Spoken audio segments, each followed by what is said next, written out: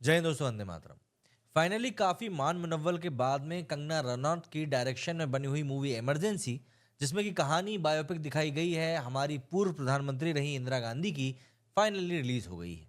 इस मूवी को लेकर काफी समय से काफी ज्यादा कंट्रोवर्सी चल रही थी। इसकी रिलीज डेट बार बार पोस्टपोन हो रही थी। लास्ट टाइम तो यहां तक हो गया था कि सेंसर बोर्ड इसके लिए सर्टिफिकेट भी जारी नहीं कर पाया था। कई लोगों का कहना था कि ये पॉलिटिकल कंट्रोवर्सी को काफी ज्यादा बढ़ा सकती है, लेकिन उसके बावजूद भी अब ये मूवी रिलीज हो चुकी है। कंगना रनौत की फिल्म इमरजेंसी आज सिनेमाघरों में रिलीज हुई है। इस फिल्म में कंगना ने इंदिरा गांधी का किरदार निभाया है। फिल्म में कंगना रनौत के साथ में अनुपम खेर, श्रेयस तलपड़े, विशाख नायर, महिमा चौधरी, मिलिंद सोमन और सतीश कौशिक भी यहाँ पर मुख्य भूमिकाओं में दिखाई दिए हैं। इस मूवी की लेंथ करीब 2 घंटे 28 मिनट की है, करीब 2.5 घंटे के आसपास की है। और देखिए, irrespective of the nature of the movie, Kangana Ranaut की भी अगर मैं बात हटा दूं, उसके बावजूद भी मुझे ये मूवी एटलीस्ट 5 में से 3.5 स्टार लायक लगी। कारण मैं आपको बताता हूं। सबसे पहले कहानी से शुरू करते हैं। दरअसल कंगना रनौत की फिल्म इमरजेंसी भारतीय राजनीति के उस काले अध्याय को पर्दे पर लेकर आई है जिसने 1975 से लेकर 1977 के बीच में भारतीय लोकतंत्र की जड़ों को हिला कर रख दिया था। यह फिल्म तत्कालीन प्रधानमंत्री इंदिरा गांधी के सख्त शासन और तानाशाही भरे फैसलों पर कहीं ना कहीं फोकस रखती है। कहानी का फोकस 21 महीने तक चले इमरजेंसी के पूरे ड्यूरेशन पर है, जिसमें कि नागरिकों की जो स्वतंत्रताएं थीं वो पूरी तरीके से खत्म कर दी गई थी। फिल्म में बांग्लादेश की आज़ादी का मुद्दा भी यहाँ पर है। पूरा का पूरा ये लड़ाई का जो पूरा सीन था वो दिखाया गया है। साथ में ऑपरेशन ब्लू स्टार, खालिस्तान आंदोलन और इंदिरा गांधी को किस तरीके से खत्म किया गया, इस तरह की सारी ऐतिहासिक घटनाओं का जिक्र दिखाया गया है। लेकिन इन सारी घटनाओं के बीच में कहानी इमरजेंसी के दौर के राजनीतिक और इमोशनल एस्पेक्ट्स के आसपास ज़्यादा फोकस भी करती है और वहीं पर घूमती भी है। और कई लोगों को इसी चक्कर में ये मूवी इंदिरा गांधी की जिंदगी का एक स्लाइड शो भी लग सकती है।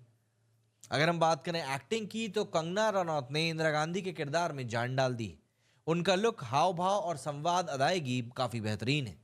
विशाख नायर ने संजय गांधी के विवादास्पद व्यक्तिगत व्यक्तित्व को बेहद सटीक तरीके से पर्दे पर उकेरा है। अनुपम खेर ने जयप्रकाश नारायण के संघर्षशील व्यक्तित्व को बड़े ही प्रभावशाली तरीके से पर्दे पर उतारा है। महिमा चौधरी ने इस फिल्म में इंदिरा गांधी की करीबी मित्र पुपुल जयकर की भूमिका निभाई। उन्होंने अपने एक्टिंग से लिटरली यहाँ पर चीज़ों को बहुत इमोशनल डेप्थ दी है। वहीं मिलिंद सोमन ने फील्ड मार्शल सैम मॉनिकशॉ का किरदार बखूबी निभाया है। वहीं सतीश कौशिक ने जगजीवन राम के किरदार में काफ़ी अच्छी एक्टिंग करी। बात करें यहाँ पर कंगना के डायरेक्शन की, तो कंगना ने फिल्म को डायरेक्शन दिया है, मतलब खुद ही डायरेक्ट किया है अपनी मूवी को। उन्होंने ऐतिहासिक घटनाओं और मानवीय पहलुओं के बीच में एक शानदार बैलेंस बनाने की कोशिश करी। फिल्म की हर एक फ्रेम में 1970 के दशक के समय पर भारत की जो भी झलक रही होगी वो साफ तौर पर दिखाई दी।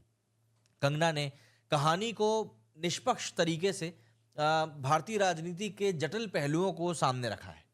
हालांकि फिल्म थोड़ी लंबी ज़रूर है, जिसकी वजह से कुछ जगहों पर ये मूवी काफ़ी ज़्यादा धीमी भी महसूस होगी, लेकिन ये खामी इसके प्रभावशाली कंटेंट के कारण कहीं ना कहीं काफ़ी छोटी हो जाती है।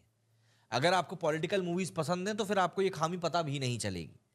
कंगना के डायरेक्शन के अलावा फिल्म की सिनेमेटोग्राफी भी कमाल की है, जो कि उस दौर के चीज़ों को काफ़ी ज़्यादा लाइफ देने का काम करती है। इसमें बेहतरीन सिनेमेटोग्राफी और ऐतिहासिक घटनाओं की सटीक प्रेजेंटेशन आपको देखने के लिए मिलेगी। वहीं इस तरह की मूवीज़ में म्यूज़िक भी काफ़ी बड़ा रोल प्ले करता है। तो फिल्म का म्यूज़िक बेहद ही इम्पैक्टफुल है। खास करके सिंहासन खाली करो और सरकार को सलाम है जैसे गाने फिल्म के मैसेज को काफ़ी असरदार तरीके से दर्शकों के बीच में पहुंचाते हैं। बैकग्राउंड स्कोर कहानी की गहराई को बढ़ाने का काम करता है। तो फाइनली मुद्दा ये आ जाता है कि भाई आखिर ये मूवी देखने लायक है या नहीं। क्योंकि अगर आप अभी सोशल मीडिया पर जाएंगे तो सोशल मीडिया पर आपको हर तरह के विचार देखने के लिए मिल जाएंगे, जो आपको ये बताएंगे कि भाई ये मूवी देखनी चाहिए या नहीं देखनी चाहिए। तो देखिए, भारतीय इतिहास के सबसे विवादित दौर की झलक पाने के लिए ये फिल्म देखी जा सकती है। खास करके अगर आप पॉलिटिक्स में इंटरेस्ट रखते हैं तो ये फिल्म आपके लिए एक बहुत बेहतरीन अनुभव होगी। और मुझे ऐसा लगता है कि साबरमती के बाद में इमरजेंसी अगर आप देखेंगे तो आपको भी समझ में आएगा कि भारतीय इतिहास में वाकई में कितने काले पन्ने अभी भी ऐसे हैं जिनको कि पलटना बहुत ज़रूरी है, और पलटने से पहले उनको जानना हमारे लिए उससे भी ज़्यादा ज़रूरी। बहरहाल, कंगना रनौत ने यहाँ पर एक बेहतरीन कोशिश करी है, ना सिर्फ डायरेक्शन के थ्रू बल्कि अपनी एक्टिंग के भी थ्रू। तो आप और कुछ नहीं तो उनकी उनकी बेहतरीन अदायगी के लिए तो देख ही सकते हैं। बाकी कमेंट करके आप लोग ज़रूर बताइएगा कि अगर आपने ये मूवी देख ली है तो आपका इस बारे में क्या कुछ कहना है। मेरे इस वीडियो में फिलहाल इतना ही। जय हिंद, जय भारत।